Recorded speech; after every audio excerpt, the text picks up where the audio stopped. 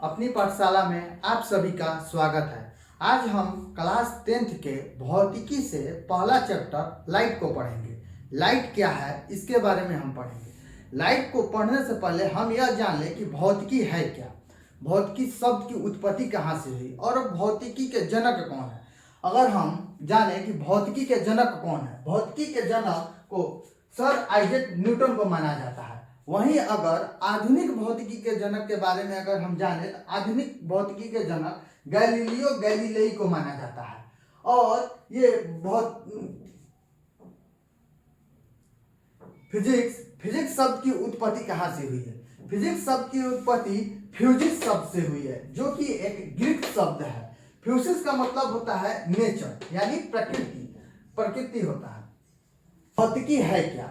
यह विज्ञान की वह शाखा है जिसमें हम प्रकृति में होने वाली प्राकृतिक घटनाओं के बारे में जानते हैं। इसी को हम भौतिकी विज्ञान कहते हैं। जैसे मौसम का बदलना, दिन और रात होना, चंद्र और सूर्य ग्रहण लगना, ये सब क्या है? प्राकृतिक घटनाएं हैं। इसी के माध्यम से हम जानते हैं। भौतिकी क्या है ये हम जान गए। अब आते हैं अपने मेन चैप्टर की तरफ। प्रकाश क्या है? प्रकाश एक ऐसी भौतिक कारक है जिसके माध्यम से हम किसी भी चीज या वस्तु को देखने की अनुभूति प्राप्त करते हैं। जैसे मेज को देखते हैं, ये पेन देख रहे हैं, ये मार्कर देख रहे हैं, ये हम प्रकाश के माध्यम से ही देख रहे हैं। अगर प्रकाश ना होती तो इस पेन को हम ना देख पाते, आप लोग बोर्ड को ना देख पाते। आइए हम प्रकाश के गुण के बारे में जानते हैं। यह एक प्रकार की ऊर्जा है। प्रकाश एक विद्युत चुंबकीय तरंग होती है।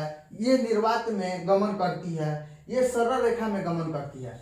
निर्वात में प्रकाश की चाल सबसे अधिक होती है, जो कि 3 गुने 10⁸ मीटर सेकेंड है। अगर इसको कैलकुलेशन करके जाना जाए तो ये 3 लाख किलोमीटर प्रति सेकेंड होती है, किलोमीटर प्रति सेकेंड माना जाता है। सबसे अधिक प्रकाश की चाल निर्वात में होती है।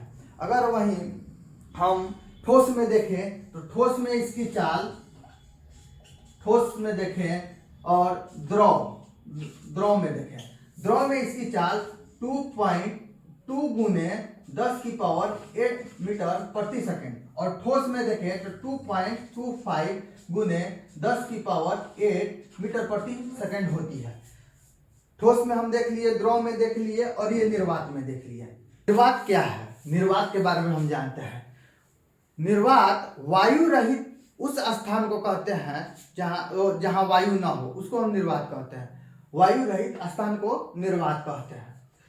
सबसे अधिक प्रकाश की चाल किसमें होती है? आइए हम सीक्वेंस में देखते हैं। सबसे अधिक प्रकाश की चाल निर्वात में होती है, उससे कम गैस में, उससे कम द्रव में, उससे कम ठोस में। यानी सबसे कम प्रकाश की चाल ठोस में होती है। अब हम देखते हैं, एक क्वेश्चन है कि समुद्र में प्रकाश की कितनी दूरी तय करती है? समुद्र में प्रकाश कितनी दूरी तय करती है? ये एक वीवीआईपी क्वेश्चन है। बहुत बार एग्जाम में ये क्वेश्चन पूछा जा चुका है और आने वाले एग्जाम में भी पूछा जा सकता है, इसलिए हम इसको करते हैं। समुद्र में प्रकाश कितनी दूरी तय करती है? तो समुद्र में प्रकाश 200 मीटर दूरी तय करती है। समुद्र में प्रकाश 200 मीटर दूरी तय करती है। आइए हम विवर्तन किसे कहते हैं इसके बारे में जानते हैं। यदि प्रकाश के पथ में एक छोटी सी वस्तु को रख दिया जाए तो प्रकाश सीधे चलने के बजाय अपने पथ से थोड़ा सा विचलित हो जाते हैं, यानी थोड़ा सा मुड़ जाते हैं। इस घटनाक्रम को हम प्रकाश का विवर्तन कहते हैं। इस घटनाक्रम को हम प्रकाश का विवर्तन कहते हैं। जैसे ये एक प्रकाश स्रोत है और एक यहाँ वस्तु रखी हुई है। जब यहाँ से प्रकाश आता है तो यहाँ से थोड़ी सी ऊपर और थोड़ी सी नीचे की तरफ, और इस जो ठीक सामने वाली भाग है यहाँ से प्रकाश क्रॉस नहीं करता है, लेकिन यहाँ से थोड़ा ऊपर और थोड़ा नीचे।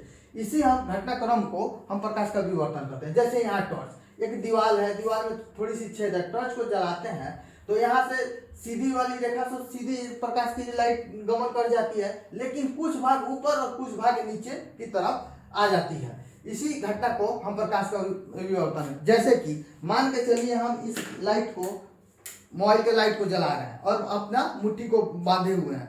जैसे यहाँ पे हम लाइट रखे हुए हैं और यहाँ मुट्ठी, देख रहे हैं कि जो लाइट आ रही है, जो सीधी है, वहां से ठीक सामने क्रॉस नहीं कर पा रहे, लेकिन कुछ ऊपर और कुछ नीचे की तरफ चली जा रही है। इसी ऊपर और नीचे जाने की घटनाक्रम को ही हम प्रकाश का विवर्तन कहते हैं। आइए अब हम जानते हैं प्रकाश स्रोत के बारे में। प्रकाश स्रोत क्या है? प्रकाश स्रोत वह वस्तु जहां से प्रकाश स्रोत, आइए हम जानते हैं प्रकाश स्रोत क्या है।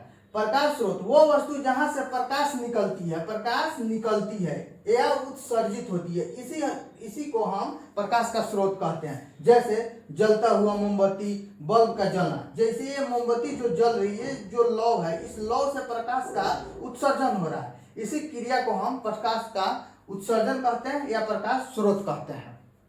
आइए अब आत्मदीप्त पदार्थ के बारे में जानते हैं। आत्मदीप्त पदार्थ क्या है? ऐसे पदार्थ जो स्वयं प्रकाश का उत्सर्जन करता है, जो स्वयं प्रकाश का उत्सर्जन यानी जिसके द्वारा स्वयं प्रकाश निकलती हो, उसे हम आत्मदीप्त पदार्थ कहते हैं। जैसे सूर्य, तारा और जुगनू आदि। आप समझ गए कि ऐसे पदार्थ जो स्वयं प्रकाश का उत्सर्जन करता हो, उसे हम आत्मदीप्त पदार्थ कहते हैं। जैसे सूर्य से प्रकाश स्वयं निकलता है, ना कि उसको किसी माध्यम की आवश्यकता पड़ती है। तारा, जुगनू जैसे हम लोग के गांव देहात में ये बोला जाता है कि जुगनू को जैसे भगजोगनी बोला जाता है, जिसके पीछे वाले भाग में थोड़ा रात के समय चमकते रहता है, उसी को हम जो निकलता है, उससे चमक निकलता है, उसी को हम आत्मदीप्त पदार्थ कहते हैं। अब आइए अदीप्त पदार्थ। आत्मदीप्त के ठीक विपरीत ये होती है अदीप्त। जैसे वैसे वस्तु जो स्वयं कोई प्रकाश का उत्सर्जन नहीं करती हो, जिसके माध्यम से अपना खुद से कोई प्रकाश उत्सर्जन ना होता है, लेकिन प्रकाश की उपस्थिति में उसको देखा जाता हो। जैसे प्रकाश की उपस्थिति रहने पर उस वस्तु को हम देख पाते हैं, उसी को हम अदीप्त वस्तुएं कहते हैं। जैसे कि एग्जाम्पल में हम देख ले, टेबल, कुर्सी, पौधा। जैसे कि हम एक एग्जाम्पल में देखते हैं, जैसे ये हमारा व्हाइट बोर्ड हो गया, इससे कोई खुद का अपना प्रकाश उत्सर्जन नहीं है, लेकिन हम प्रकाश की उपस्थिति में इस चीज को देख सकते हैं। इस पर लिखी हुई वस्तुओं को हम देख सकते हैं, इस लिखी हुई अक्षरों को हम पढ़ सकते हैं। इसी को हम अदीप्त पदार्थ कहते हैं। किरण किसे कहते हैं? लाइट चैप्टर का सबसे इंपॉर्टेंट क्वेश्चन किरण होता है। किरण क्या है, इसके बारे में हम जानते हैं। प्रकाश जिस पथ पर चलती है, उसी दिशा को हम किरण कहते हैं। मान के चलिए ये प्रकाश हो गया, यहाँ से प्रकाश निकल रहा है और यहाँ ठीक सामने प्रकाश जा रही है, ये सीधे गमन कर रही है। इसी हम जो प्रकाश गमन करे, इसी दिशा को हम किरण कहते हैं। समझ में आ गया? अब आते हैं किरण पुंज के बारे में। किरण पुंज किसे कहते हैं? मान के चलिए प्रकाश के किरणों के समूह को हम किरण पुंज कहते हैं। मान के चलिए बहुत सारा प्रकाश का किरण का समूह है, उसी को हम किरण पुंज कहते हैं। ये 3 प्रकार के होते हैं, अपसारी किरण पुंज, अभिसारी किरण पुंज और समानांतर किरण पुंज। मान के चलिए ये आपका प्रकाश का समूह, यहाँ से एक प्रकाश निकल रही है और एक इधर जा रही है और एक इधर जा रही है, एक इधर जा रही है और इधर जा रही है। इस समूह को और यहाँ से मान के चलिए इस समूह पर एकत्रित हो रही है, इसी को हम किरण पुंज कहते हैं। अब हम पढ़ते हैं समानांतर किरण पुंज। समानांतर किरण पुंज क्या है? वैसे किरण पुंज जिसमें सभी किरण आपस में आकर समानांतर हो, उसे हम समानांतर किरण पुंज कहते हैं। जैसे एग्जांपल में हम जानते हैं, जैसे एक किरण जा रही है, ये किरण जा रही है, ये किरण जा रही है और ये किरण जा रही है, और आपस में समानांतर हो, इसी को हम समानांतर किरण पुंज कहते हैं। ये समझ में आ गया कि वैसे किरण पुंज जिसमें सभी किरण आपस में समानांतर हो, उसे हम समानांतर किरण पुंज कहते हैं। अब आते हैं अभिसारी किरण पुंज पर। अभिसारी किरण पुंज वैसे किरण पुंज जिसमें सभी किरणें एक बिंदु पर आके मिलती हो, एक बिंदु यानी एक जगह आके जमा हो जाती हो, उसी को हम अभिसारी किरण पुंज कहते हैं। जैसे ये किरण गई, एक किरण गई, ये किरण गई, ये निकली, ये निकली, ये सब क्या है? अभिसारी किरण पुंज। ये जाके एक बिंदु पर जमा हो जा रही है, यानी ये जो बिंदु है इस पर ये सभी किरण जाके जमा हो जा रही है। इसी को हम अभिसारी किरण पुंज कहते हैं। अपसारी किरण पुंज, अपसारी किरण पुंज वैसी किरण पुंज, जैसे वैसी किरण पुंज जिनके सभी किरणें एक दूसरे से फैली हुई प्रतीत होती है, यानी एक दूसरे से दूर जाती हुई प्रतीत होती है, उसे हम अपसारी किरण पुंज कहते हैं। इस जैसे एग्जांपल में देख लीजिए, ये किरण निकली, ये फैली हुई प्रतीत हो रही है, यानी इस बिंदु से ये किरण दूर जा रही है, इसे हम अपसारी किरण पुंज कहते हैं। अपसारी किरण पुंज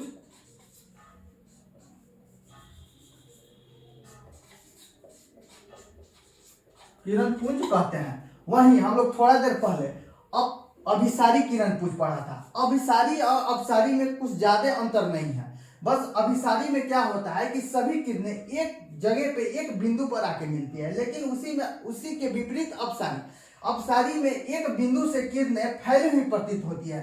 जैसे एग्जांपल में हम लोग देख लें, ये बिंदु हो गया, एक बिंदु से किरण निकल रही है,